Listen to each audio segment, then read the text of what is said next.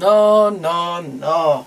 Partick Thistle have sacked Gary Caldwell just before they go to play Dunfermline at home on Saturday.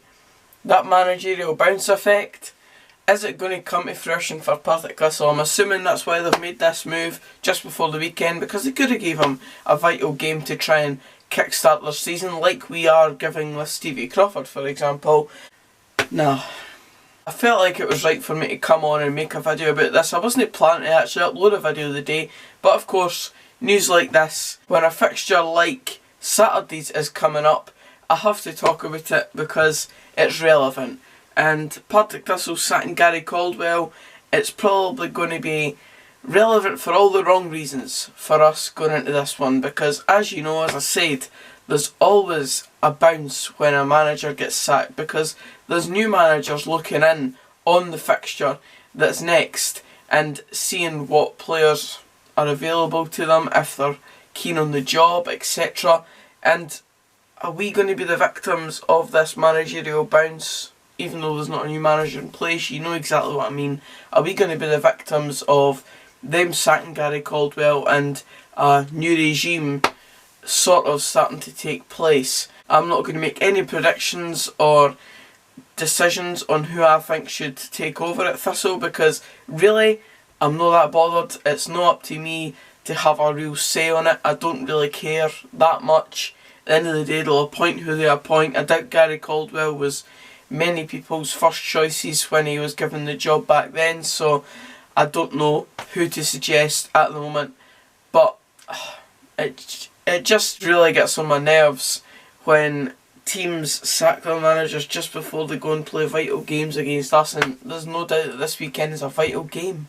We're sitting at the bottom of the league with Partick Thistle, and they've got just a better goal difference to keep them ahead of us.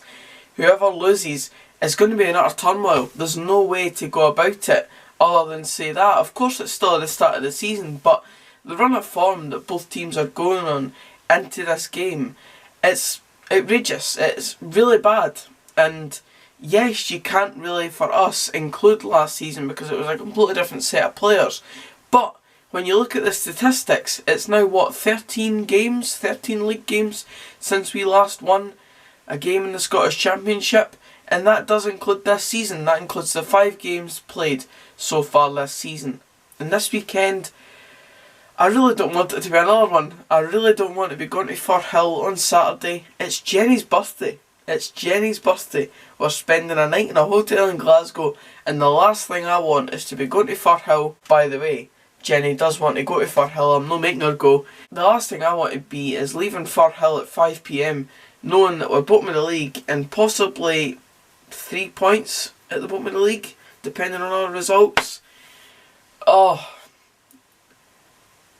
I've just come back for a driving lesson, and I switch on Twitter and see that Gary Caldwell's been sacked, and it's just not the news you wanted to be hearing leading up to this game. You wanted him to at least stay in the job until after the game, and if we beat them and then he got sacked, then so be it, because we got the result. But we're not even getting the chance to play Gary Caldwell's Partick Thistle this season, and who knows if there'll be a managerial effect bounce at all for Partick Thistle. It could still be just as bad a performance of Partick Thistle regardless, because they haven't been playing well this season anyway. But with players like Darius Zanata, with a finisher like Kenny Miller, because he still does score goals, I don't know, I'm just so up in arms about this. I don't know if it's going to have an effect on us. I don't know if we're going to be massively affected by the fact that Caldwell's now gone from the Thistle job. Oh, it's a dilemma, lads. As I said, I'm just not looking forward to this weekend. I was not looking forward to it before it, and I'm not looking forward to it even more now, because I do feel like this positive spin might have a wee sort of effect on Partick Thistle's performance, even if it is very slight. We've not been playing horrendously well so far this season.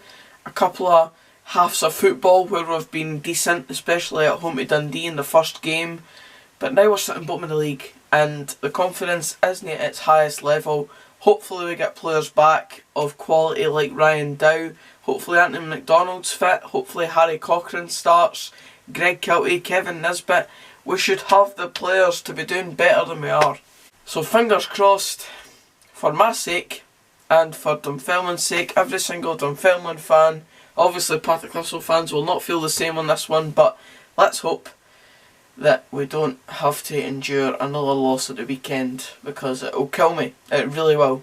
This was just a short and sweet one. I really wanted to just air my thoughts on it, because it really does kind of fill me with dread going into this weekend, that we could possibly be going into it with Partick Thistle feeling jubilant after the sacking of Gary Caldwell. Oh, I can't wait! Bye, that's it for this video guys. Cheers for watching. If you did enjoy it, please give it a like, comment down below your thoughts on Gary Caldwell being sacked for Partick Thistle. Correct move for Partick Thistle, or should they have given him this weekend's game and allowed them fill in their first win of the season before sacking him? And subscribe for more of this type of content. Until the next video, I'll see you then. Cheers guys, and cheers Partick Thistle.